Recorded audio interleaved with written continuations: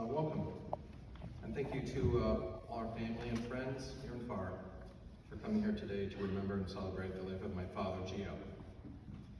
I figured that some physicians experience a moment in their lives that sets them on their journey towards the practice of medicine and healing. I had mine, and Gio had his. This was the result of an experience he had one summer with his father. As a child, Gio had the good fortune of spending summers with his family in North Ontario on Lake Wawashkesh. It was a place to escape it all. There was scant access to radios, telephones. It was simply a remote place where he and his family could bond with nature, adventure, and simply be with each other. Gio and his father, Ted Parsons, were on a canoe-based fishing expedition on the Magnetawan River. His father was wearing waders and was, at the time, older than the average parent of a child my father's age. As they were approaching rapids, a location where they would typically portage in order to bypass the danger, the canoe tipped and both were plunged into the water. Gio's father struggled to stay afloat as he was being weighed down by his water-filled waders. He was starting to drown and signaled to Gio to save his own life. Unsurprisingly, my father was unwilling to do that.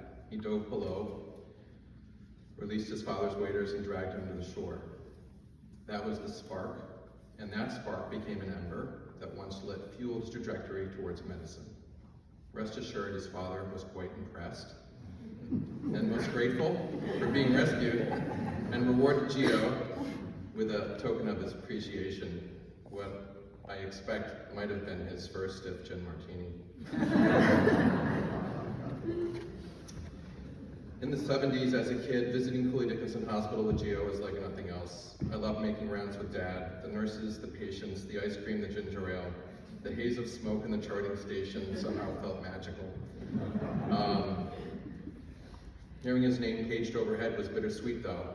I was never sure if that page would result in a delayed return home or cancellation of our plan to have lunch at the Florence Diner. I always look forward to the weekends with Dad. It was free time to work in the yard, to play sports, share time with family and friends. Somewhere in my pre-adolescence, however, I realized that there was not much free time after all, which made times together all that much more special and memorable. I recall ringing the hospital operator repeatedly to check on his status. After being connected, he would often say, "Just one more consult," or "I need to perform an appendectomy," or "gosh forbid," he would say that he needed to fix a ruptured aneurysm, a 4-hour procedure. Over the years, while living in Leeds, I stood at the front window of the house with my head against the glass, eagerly waiting for his return home, while the fog from my breath captured my anticipation. It also symbolized his dedication to his patients. In spite of his busy schedule, Gio was entirely, truly, and completely devoted to my mom, and rarely do I recall hearing a complaint from her about his absence at the dinner table. His love and affection made up for time lost. Theirs is a great and enviable love story. Dad was equally devoted to Jessica. Once while skiing in Colorado with our friends, the Fosters, and on our last sunny ski day, Jess exclaimed while standing and waiting for the lift, "Dad, I don't want to go home." He asked, "Why don't you want to go home, Jess?" To which she replied, "Because when I go home, I have to do long division."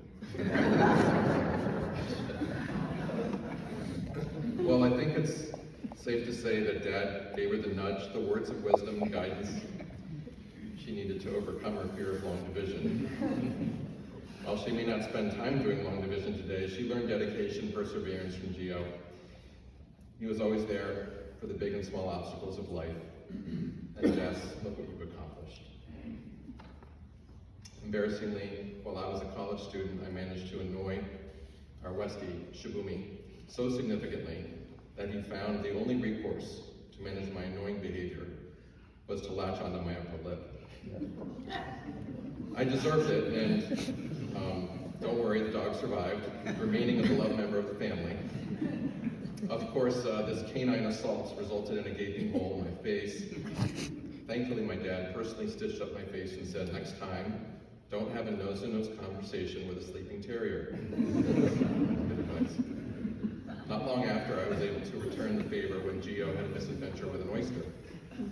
I was still in college, and when he sliced his finger shucking said oyster, ever so calmly and coolly, while still in our house using his at-home suture kit, he walked me through the process of stitching his laceration. Keep in mind that his fingers were a bit more valuable than my upper lip.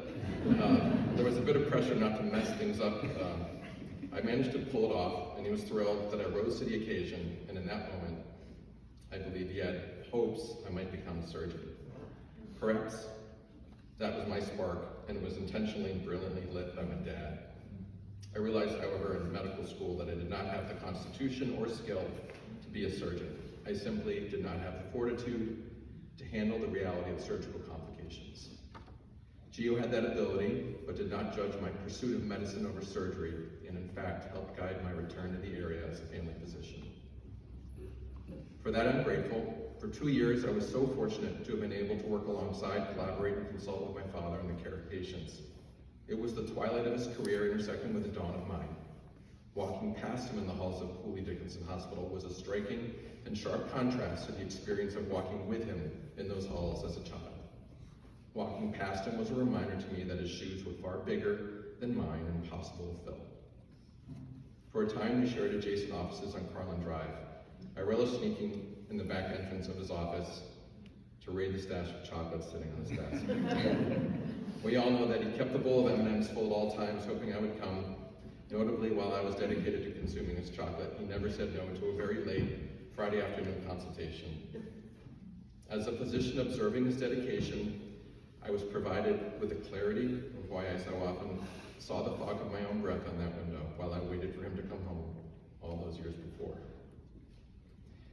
It has been nearly 21 years since he retired, and not a week goes by without one of my patients inquiring about Dad and his well-being.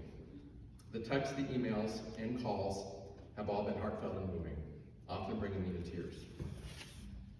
One message I would like to share from my good friend, Dr. and retired U.S. Army Colonel Paul Morrissey, who summarized my father brilliantly.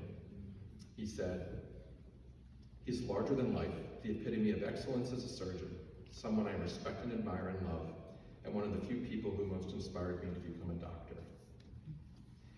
He has the most amazing combination of brilliance, hard work, dedication, confidence, honesty, self-deprecation, vulnerability, kindness, and love for his family and friends. He is James Bond, and I hear the spy who loved me in my head because nobody does it better." Thank you, Paul, and to everyone who has sent well wishes. In the end, what I cherish most in remembering Dad, he taught me to be a better physician. He taught me how to deliver bad news directly and with compassion. He taught me how to balance being a father, son, brother, and a husband with the unpredictable demands of being a physician. His final days were a struggle, and there was, unfortunately, a tremendous amount of irony.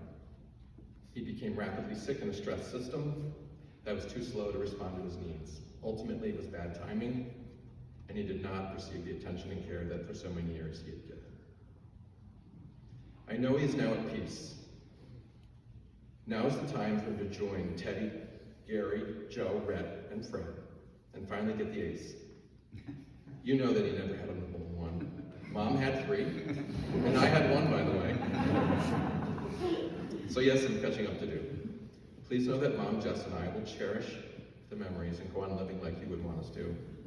Besides exchanging I love yous, his final words to me in the PACU at Hartford Hospital were, "It is great to be post-op." And to that end, and in celebration of him, I plan on having a very stiff martini in his honor. I'd like to invite Outbreaks to come up and say a few words about his friend John.